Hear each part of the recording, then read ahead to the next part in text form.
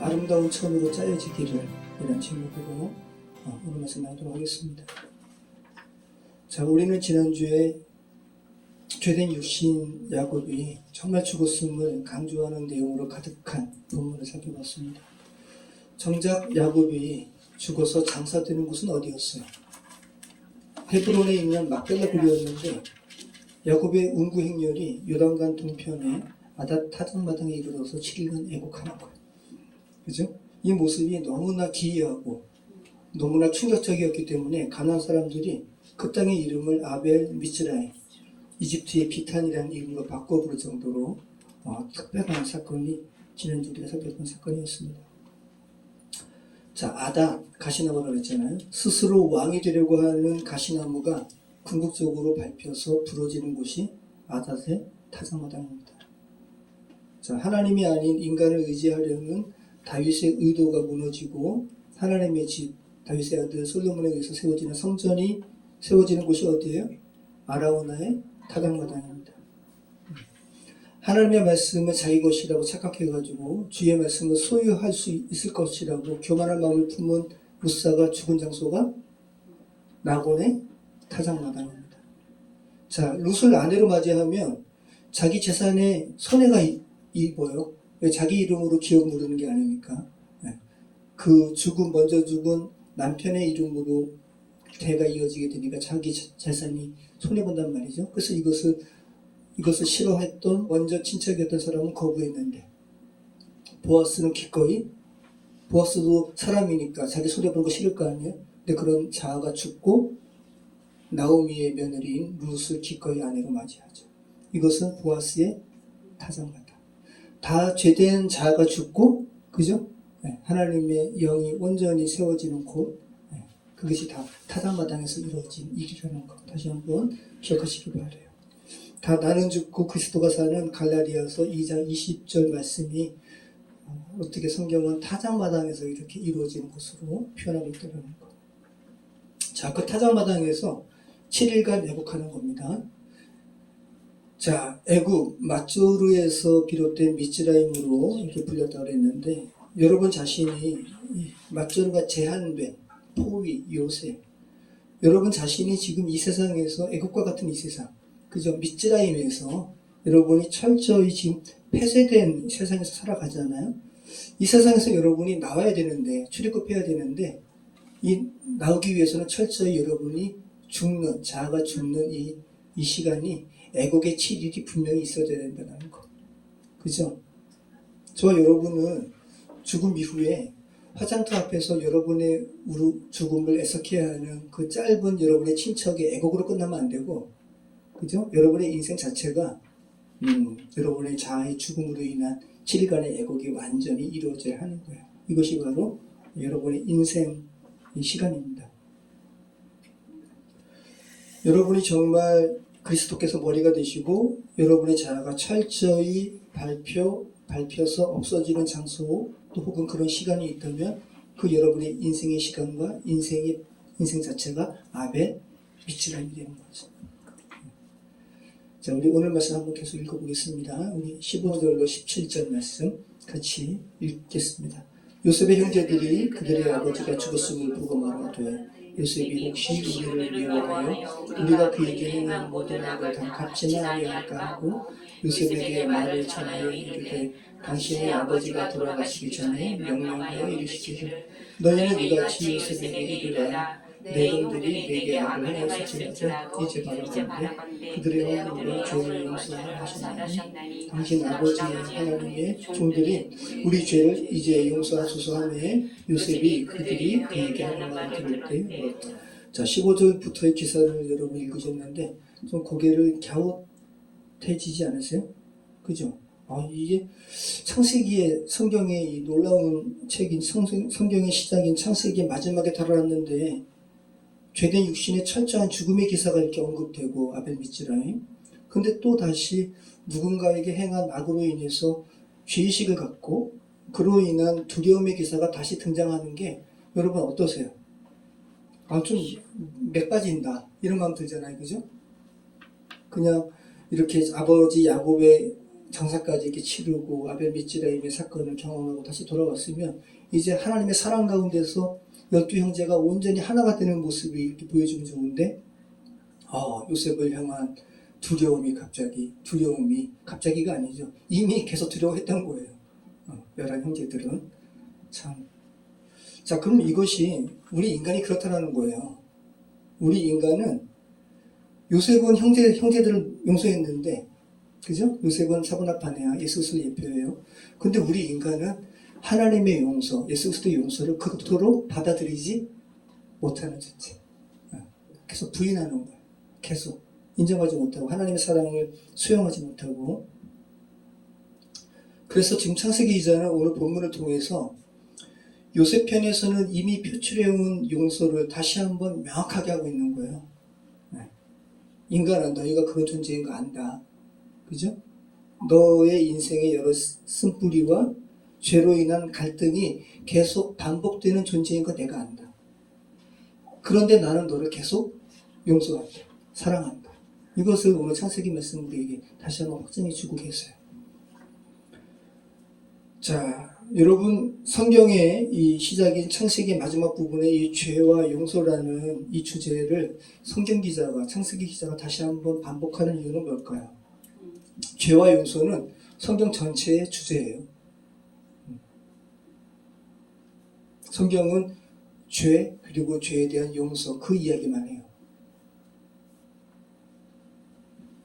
자, 오늘 본문에 나오는 인생이라는 시간 가운데 죄로 인한 여러 가지 부정적인 요소들을 떨치지 못한 형들의 모습은, 그죠? 저와 여러분의 모습을 상기시키죠. 그 다음에 그들의 모습을 보고 안타까워하는 요셉의 모습은, 그죠? 우리의 모습을 보고, 그런 우리의 모습을 보고 안타까워하시는 예수 그리스도를 또 예표하려는 모습이기도 하죠. 15절에서 아버지의 장례를 치른 이후에 형제들이 가장 먼저 하는 말은 뭐예요?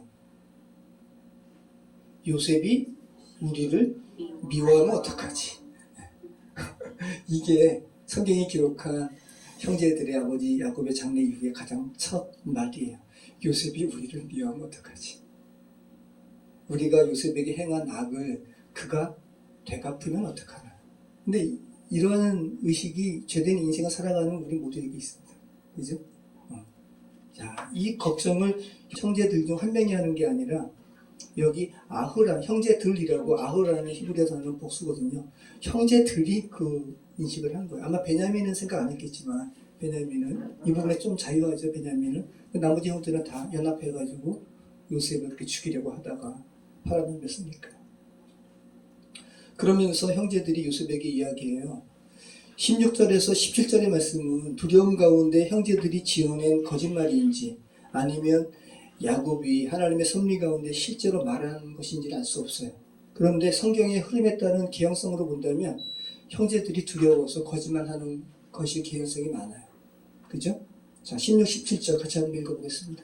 요셉에게 말을 전하여 이르되 당신의 아버지가 돌아가시기 전에 명령하여 이르시기를 너희는 이같이 요셉에게 이르라. 내 형들이 내게 악을 행하였을지라도 이제 바라오는데 그들의 허물과 죄를 용서하라 하셨나니 당신 아버지 하나님의 종들인 우리 죄를 이제 용서하소서 하며 요셉이 그들이 그에게 하는 말을 들을 때 울었더라.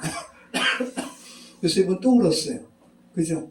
요셉은 형들이 정말 이렇게 베냐민을, 유다가 이렇게 자기 생명을 담보로 해서 베냐민을 이렇게 아버지께 돌려보내려고 할 때 정말 요셉은 또 들어가서 울었죠. 형제들 처음 봤을 때도 다른 방 들어가서 또 울었고, 근데 오늘 또 울어요. 여러분, 사보나 바니아 요셉의 울음은 저와 여러분을 향한 예수님의 눈물을 예표하죠. 예수님은 여러분 보시고 우세요. 쟤 또 나의 사랑을 또 믿지는 못하는구나. 그죠? 네. 예수님 김현 집사님 보시고 많이 우실 것 같아요. 그죠? 예수님은 우세요. 이렇게 요셉이 이렇게 우는 거예요. 자, 그런데 이 형제들의 이 말이 요셉을 향한 뭐에서 비롯되었기 때문에 요셉이 이렇게 우는 거예요? 두려움. 그러니까 요셉은 예수 그리스도를 예표하고 결국 하나님의 사랑이 공식적으로 표현된 이가 예수 그리스도인데 하나님은 우리 사랑하는데 인간이 계속 하나님의 그 사랑을 받아들이지 못하고 하나님을 두려워할 때 하나님은 우신다고요. 그죠? 자, 우리가 어떤 부분에서 두려워한다는 것은 그 부분이 뭐 하기 때문에? 아프기 때문에. 아프기 때문에 두려워하는 거예요. 근데 하나님께서는 그 아픈 부분을 치유시켜 주심에도 불구하고 우리는 계속 그 잔재가 너무 강해서 계속 아파하죠. 여러분, 요셉은 형제들을 벌써 용서했어요. 그죠? 네. 언제 형제들을 용서했는지 그 시간을 유추할 수 있는 본문이 있죠. 창세기 44장 32절 이하 말씀에서 요셉의 용서를 유추할 수가 있는데, 자, 같이 한번 읽어보겠습니다. 주의 종이 내 아버지에게 아이를 담보하기를 내가 이를 아버지께로 데리고 돌아오지 아니하면 영영이 아버지께 죄짐을 지리이다 하였사오니 이제 주의 종으로 그 아이를 대신하여 모르고 있어 내 주의 종이 되게 하시고 그 아이는 그의 형제들과 함께 올려보소서. 이게 지금 누구의 이야기예요? 유다의 이야기예요. 이렇게 해서 유다가 자기의 생명을 담보물, 아라본으로 이렇게 자기 생명을 담보로 하고 베냐민을 향한 사랑을 이렇게 표현하니까 창세기 45장 1절 한번 읽어보시죠. 2절까지. 자, 같이 한번 읽어보겠습니다. 요셉이 시종하는 자들 앞에서 그 정을 억제하지 못하여 소리질러 모든 사람을 자기에게서 물러가라 하고 그 형제들에게 자기를 알리니 그때 그와 함께한 다른 사람이 없었다. 요셉이 큰 소리로 우니 외국 사람에게 들리며 바로의 궁중에 들리더라. 요셉이 계속 형제들을 시험했잖아요. 뭐 시험이라는 것은 이미 용서했지만 형제들의 이 형제를 향한 사랑이 정말 진실인가 계속 시험했거든요. 그러다가 마침내 유다의 자기 생명을 담보로 한 이 고백을 들으니까 이제 자기를 얼마나 형제들이 놀랐겠어요. 지금까지 요셉의 총리 사고나 바네아였는데 사고나 바네아 입에서 내가 당신의 아우 요셉입니다. 아마 놀라기도 했지만 순간적으로 형제들은 두려웠겠죠. 네. 요셉은 용서했지만 형제들은 두려웠을 거예요. 그리고 이 두려움의 감정이 아버지 야곱이 죽은 다음에도 계속 있었기 때문에 장례 이후에 가장 첫 이야기가 이 이야기인 거죠. 자, 그런데 요셉 편에서는 형들과 요셉 사이에 있었던 죄의 사실이 없어졌어요. 더 이상 존재하지 않게 되었어요. 왜냐하면 유다가 자기 생명을 담보물로 자기 생명을 드렸잖아요. 그래서 이미 요셉과 형제 사이에 있었던 죄는 요셉 입장에서는 없어졌다고요. 그래서 지금 용서라는 것이 뭐냐면 형제들을 대신해서 죄 자체가 된 담보물, 유다와 함께 죄는 죽었기 때문에 죄를 물을 대상 자체가 없어진 것. 이게 용서예요. 죄를 물을 대상이 없어진 것. 자, 여러분 이게 지금 어떤 의미인지 한번 생각해 보세요. 여러분, 하나님께서 여러분의 죄를 용서하셨죠. 그 사건이 대표적으로 이렇게 표출되어진 사건이 뭐예요?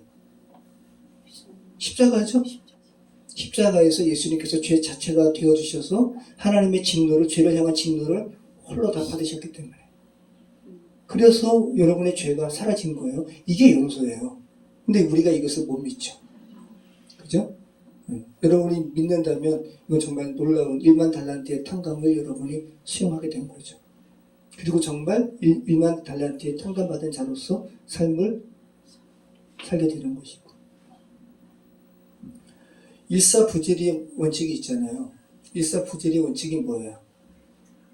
어떤 판결이 내려진 죄에 대해서 두 번 다시 그 재판 다시 할 수는 없는 거.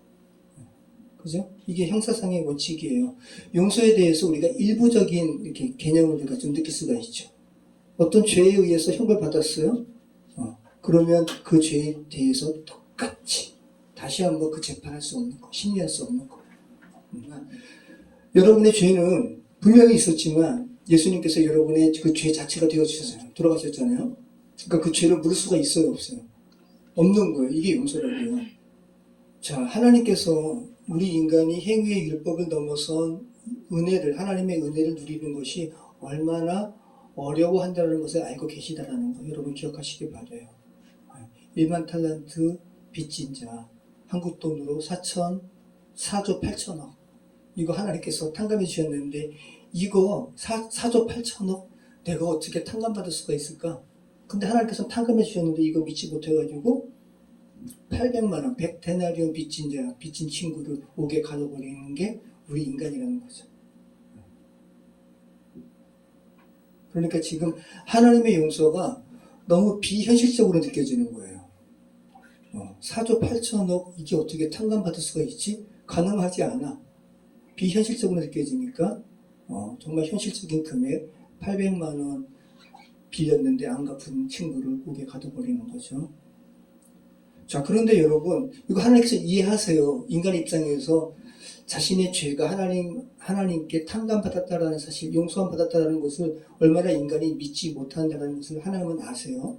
그런데 그 하나님의 용서를 믿지 못한다고 해가지고 하나님의 용서가 믿어지지 않는다고 해가지고 계속해서 다른 하나님의 형상을 가진 사람들에 대해서 악행을 계속 범하는 거 하나님께서 끝까지 용납하실까요?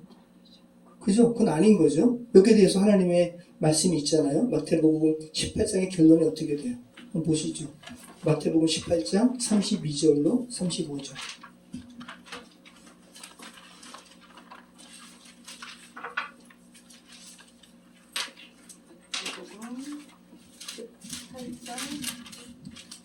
마태복음 18장 32절로 35절.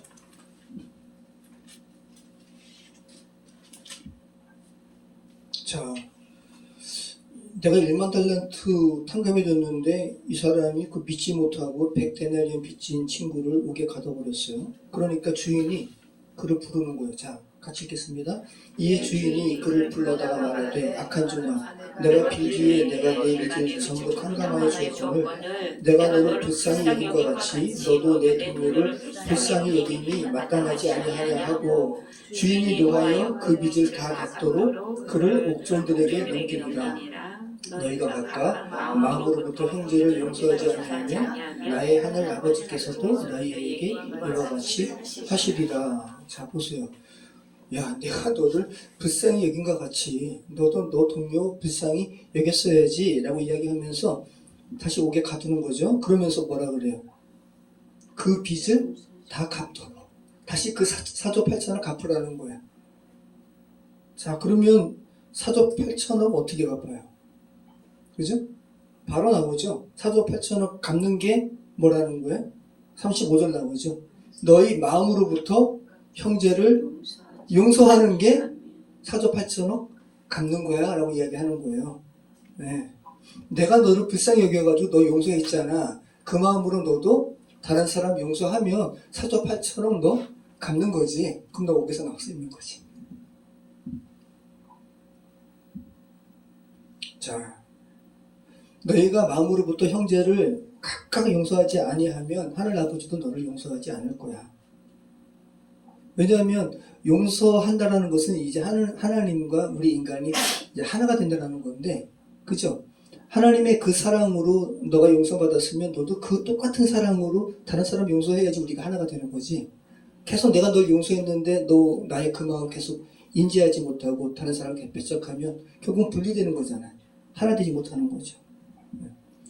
자, 성경은 계속해서 하나에 대해서 이야기하는 거예요. 요한복음에서 예수님께서 뭐라 그러세요? 아버지와 나는 하나다. 요한복음 10장 30절 말씀이죠. 나와 아버지는 하나이니라 하신대. 자, 요한복음 17장에서 또 하나됨에 대해서 이야기해요. 요한복음 17장 우리 20절로 23절 말씀 같이 한번 보겠습니다. 17장 요한복음 17장 20절로 23절. 자, 같이 읽겠습니다. 내가 배우는 것은 이 사람들만 위함이 아니요 또 그들의 말로 말미암아 나를 믿는 사람들도 위함이니 아버지께서 내 안에 내가 아버지 안에 있는 것 같이 그들도 다 하나가 되어 우리 안에 있게 하사 세상으로 아버지께서 나를 보내신 것을 믿게 하옵소서. 내게 주신 영광을 내가 그들에게 주었사오니 이는 우리가 하나가 된 것 같이 그들도 하나가 되게 하려 함이니이다. 곧 내가 그들 안에 있고 계시오. 그들로 온전함을 이루어 하나가 되게 하려 함은 아버지께서 나를 보내신 것과 또 나를 사랑하신 같이 그들도 사랑하신 것을 세상으로 알게 하려 함이로소이다. 자, 보세요. 하나됨에 대해서 이렇게 이야기하잖아요. 자, 하나님의 용서가 믿어지지 않아서 타인을 용서하지 않는 이들은 자연스럽게 하나님과 분리가 되는 것이고, 근데 이 용서의 문제가 극복이 되어가지고 예수님과 하나가 되면 세상이 그렇게 예수님과 하나 된 모습을 보고 두 가지를 알게 된대요. 오늘 말씀 보세요. 자, 보세요. 자, 21절. 아버지여, 아버지께서 내 안에, 내가 아버지 안에 있는 것 같이 그들도 다 하나가 되어 우리 안에 있게 하사. 그럼 이제 우리가 하나님과 하나가 되었죠? 그럼 세상에서 뭐를 알게 된대요? 아버지께서 나를 보내신 것을 믿게 하옵소서. 세상이 우리가 하나님과 하나가 되고 예수님과 하나가 되면 세상이 알게 되는 게 있는데, 아, 예수님이 정말 하나님께서 보내신 사람이구나라는 것을 알게 된다는 거예요. 요거 하나 알게 된다는 거고, 또 하나는 어떤 것을 알게 된다는 거예요. 자, 23절 말씀 있죠? 곧 내가 그들 안에 있고 아버지께서 내 안에 계시어 그들로 온전함을 이루어 하나가 되게 하려 함은, 그죠? 자, 아버지께서 나를 보내신 것과 또 나를 사랑하신 같이 그들도 사랑하신 것을 세상으로 알게 하려 함이로소이다. 자, 우리가 하나님과 하나가 되고 예수 그리스도와 하나가 될 때 세상이 알게 되는 두 가지가 있는 거죠. 하나는 정말 예수님이 하나님께서 보내신 사람이구나. 그리고 또 하나 알게 되는 사실은 뭐예요? 하나님께서 우리를 사랑하시는구나. 이거 알게 된다는 거죠. 저와 여러분이 하나님과 하나 된 모습을 보일 때 세상이 그것을 알게 된다는 거예요. 정말 놀라운 말씀인 거죠. 자, 여러분 지금 용서에 대한 말씀을 나누고 있어요. 하나님의 용서를 받아들이지 못하면, 그죠? 자신도 남을 용서할 수 없고 그 결과는 하늘과 영원한 분리라는 거죠. 자, 창세기 기자는 오늘 온 세상의 구원자 사브나 바네아 요셉을 통해서 하나님 아버지의 마음을 우리에게 알려주고 있어요. 자, 다시 한번 17절에서 한번 읽어보시죠. 자, 같이 한번 읽어보겠습니다. 너희는 이같이 요셉에게 이르라. 내 형들이 내게 악을 행했을지라도 이제 바라건대 그들의 허물과 죄를 용서하라 하셨나니 당신 아버지의 하나님의 종들이 우리 죄를 이제 용서하옵소서 하고 하매 요셉이 그들이 그에게 하는 말을 들을 때 울었더라. 네. 자, 자신의 마음을 몰라둔 형들이 야속해서 우는 게 아니라 하나님 아버지의 마음이 없는 형들의 모습을 보고 요셉은 우는 거예요. 왜 울어요? 그 아버지의 마음을 가지라고. 그죠? 네. 자, 하나님의 용서에 대해서 또 하나님의 마음에 대해서 이토록 무지한 우리를 보시고 예수 그리스도는 우십니다. 하나님의 마음이 전부인데 인생 가운데 상처받고 상처 준 여러 가지 요소들로 인해서 너무 힘들어서 거기에 계속 매여있는 모습 보시고 하나님은 너무나 아파하시는 거예요. 우시는 거예요. 아버지의 마음을 수용하지 못하는 모습 보고 주께서는 아파하시는 겁니다. 18절, 20절 말씀, 22절까지 다시 한번 읽어보겠습니다. 그의 형들이 또 친히 와서 요셉의 앞에 엎드려 이르되 우리는 당신의 종들이니이다. 요셉이 그들에게 이르되 두려워하지 마소서. 내가 하나님을 대신하리이까. 당신들은 나를 해하려 하였으나 하나님은 그것을 선으로 바꾸사 오늘과 같이 많은 백성의 생명을 구원하게 하시려 하셨나니 당신들은 두려워하지 마소서. 내가 당신들과 당신들의 자녀를 기르리이다 하고 그들을 간곡한 말로 위로하였더라. 자, 지금 형들이 뭐라고까지 이야기하냐면 이제는 우리 당신의 종들입니다. 너무 두려워가지고 계속해서. 그러니까 얼마나 요셉의 마음이 아프겠어요. 그러니까 요셉이 그들에게 말합니다. 가장 첫 마디가 뭡니까? 두려워하지 마소서. 야레라는 거죠. 야레. 두려워하다라는 말은 창세기 3장의 죄 출현과 더불어서 처음 나온 말이에요. 죄가 태동되니까 두려워하는 마음이 생겼어요. 하나님을 마땅히 두려워하는 걸 떠나서 그게 아닌 거죠. 죄로 인해서 형벌에 대한 두려움. 자, 창세기 3장에서는 죄로 인한 죽은 아담이 하나님을 두려워해 숨잖아요. 그죠? 근데 오늘 창세기 마지막 장은 그 두려움을 이제 극복하는 그 말씀을 하고 있는 거죠. 자, 지금 요셉을 두려워하는 요셉의 형들은 모두 창세기 3장에 선악을 알게 하는 나무의 실과를 먹은 아담인 거죠. 근데 두려워하는 거예요. 그래서 이제 저와 여러분인 거예요. 자, 그러한 아담들에게, 저와 여러분에게 온 세상의 구원자이신 예수님을 대표하는 차분한 아내야 요셉이 이야기하는 거예요.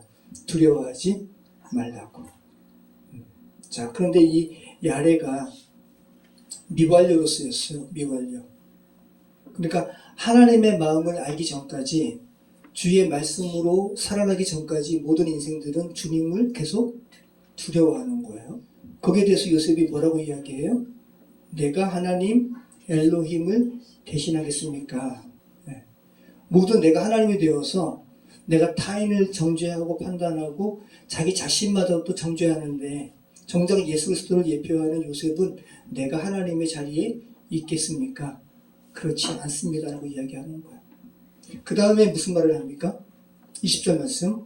당신들은 나를 해하려 하였으나 하나님은 그것을 선으로 바꾸사 오늘과 같이 많은 백성의 생명을 구원하게 하시려 하셨나니.